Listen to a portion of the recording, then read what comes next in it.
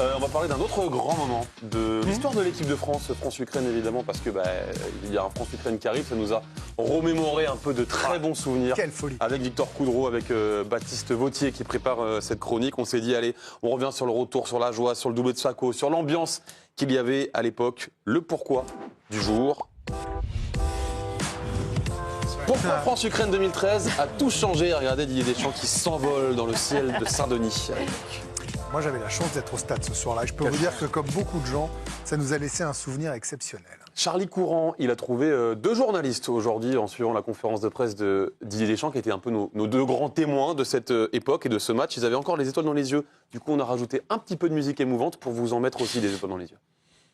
Alors, un souvenir absolument extraordinaire, comme un film en fait qui se met en place avec des éléments forts, avec des buts, avec des visages illuminés en fait par une forme de grâce. On sent à ce moment-là que quelque chose est en train de naître. Un souvenir de liesse générale, d'ambiance géniale au Stade de France, festive, d'un match incroyable, plein de rebondissements.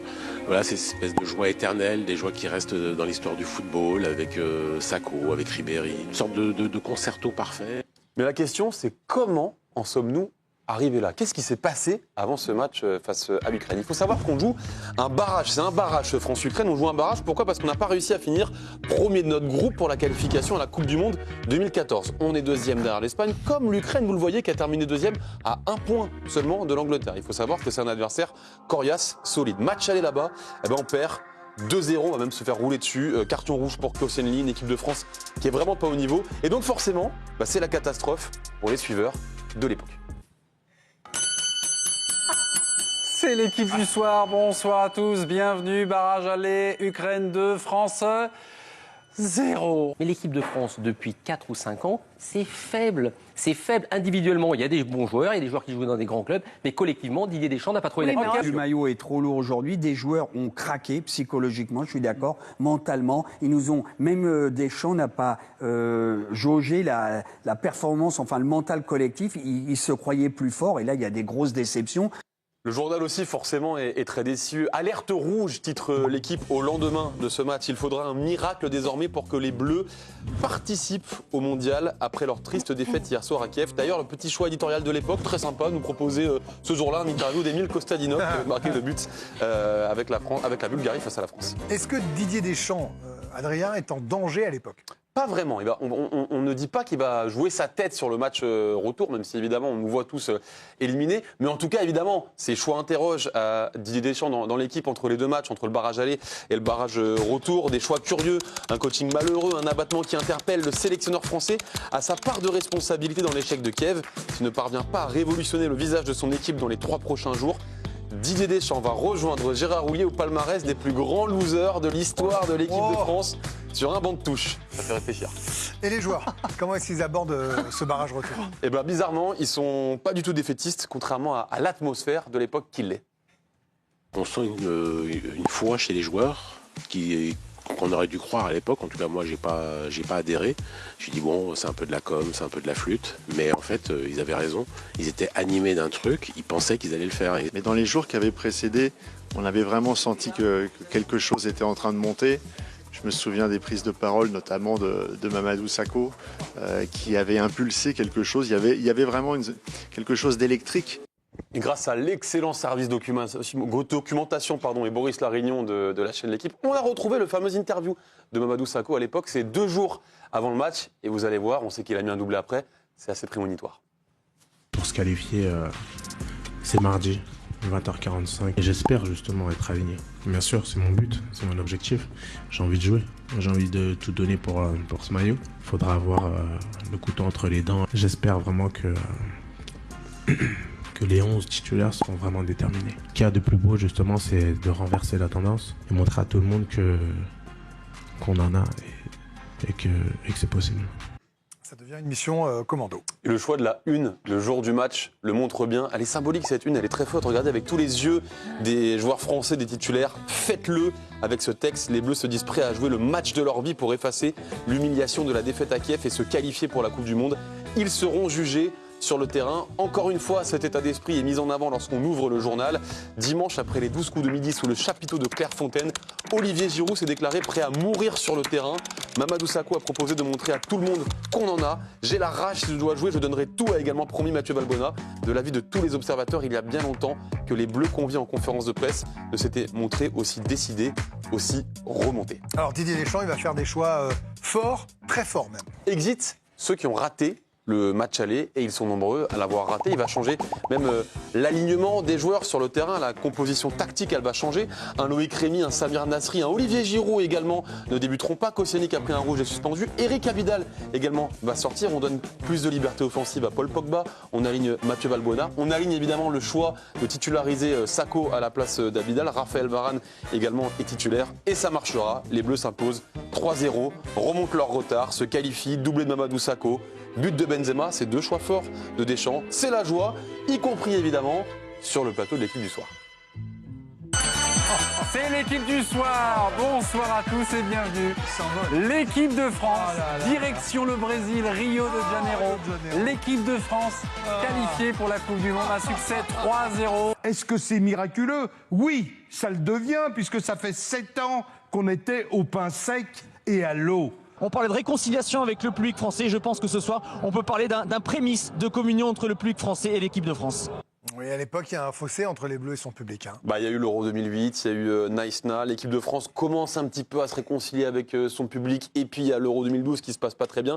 Et là, il y a une forme de liesse générale, quelque chose qu'on n'a pas vécu depuis 1998 probablement. C'est la première fois, à mon sens, qu'on a vu au Stade de France une communion totale entre un public et l'équipe de France. Moi j'étais à l'inauguration du Stade de France le 26 janvier 98 avec le but de Zidane contre l'Espagne. J'étais à la Coupe du Monde 98 quand la France a gagné, mais j'ai jamais vécu un plus grand match que ce France-Ukraine au Stade de France, qualificatif. C'était incroyable, il y avait des drapeaux partout, il y avait une ambiance électrique. Toute la France y croyait, en tout cas tout le Stade de France y croyait, les joueurs y croyaient, et c'est ça qu'on a vu, c'est la fusion entre deux croyances. Et le lendemain, la une de l'équipe le montre, ça y est, on respecte et on aime et on admire cette équipe de France. La une, c'est respect avec « ils l'ont fait ».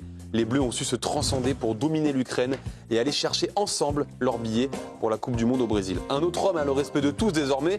Deschamps a réussi le premier de ses très nombreux exploits avec l'équipe de France.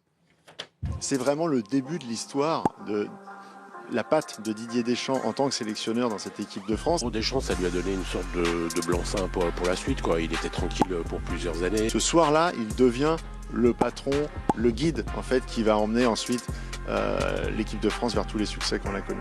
Oui, ça l'a lancé. Lui commence en 2012, on va dire que c'est l'acte fondateur de son mandat, Et là, je pense qu'il a complètement endossé le costume de grand sélectionneur à ce moment-là.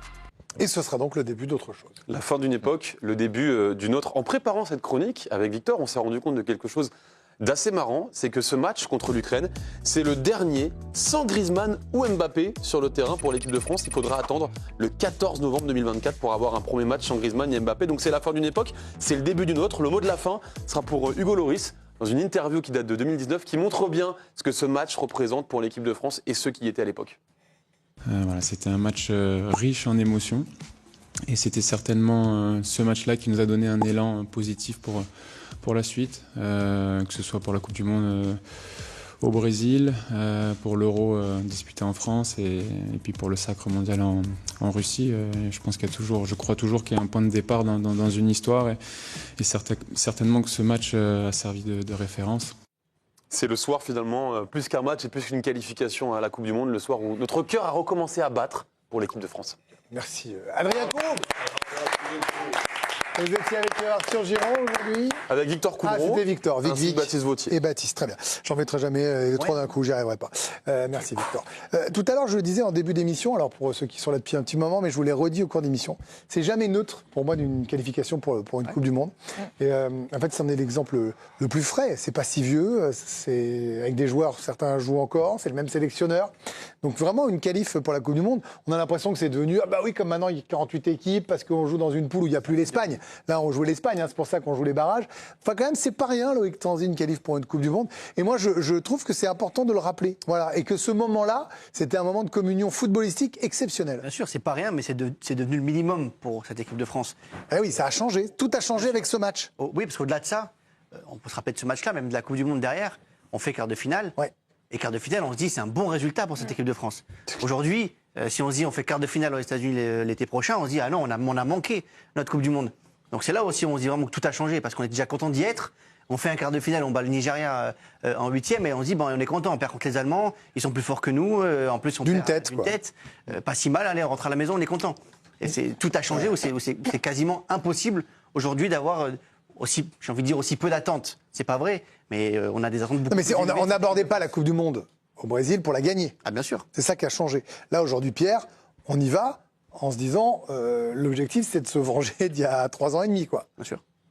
Ouais, l'objectif c'est évidemment de la gagner et que Deschamps prenne un deuxième titre majeur aussi sur son long mandat. Il y a ça aussi, je pense qu'il joue dans cette tête-là. Et tout a commencé là. Est-ce que vous êtes d'accord avec lui? Moi, j'étais au stade aussi ce jour-là et j'ai le même souvenir que les journalistes qui sont interrogés dans le sujet. C'est vrai que c'est un moment incroyable. Je ne sais pas si c'est le plus grand match de l'histoire du Stade de France, comme le dit Dom, versus France-Brésil. Dom, il en fait des tonnes, mais non. Mais non, c'est un match. C'est la plus grosse ambiance. Mais surtout, les émotions, ce qui est fou, c'est qu'on est quand même assez proche. Il faut se rappeler à l'époque, on est quand même encore proche de Naïsna, l'air de rien. Naïsna, c'est 3 ans avant, c'est pas. Et c'est pour ça que c'est l'explosion de joueurs. On avait honte. Je dis pas que tu le ressens encore, mais il y a quand même une espèce de peur que ça revienne, tu vois, que cette équipe de France, finalement, tu peux vite te remettre à pas l'aimer du tout, quoi, comme c'était un peu le cas à l'époque.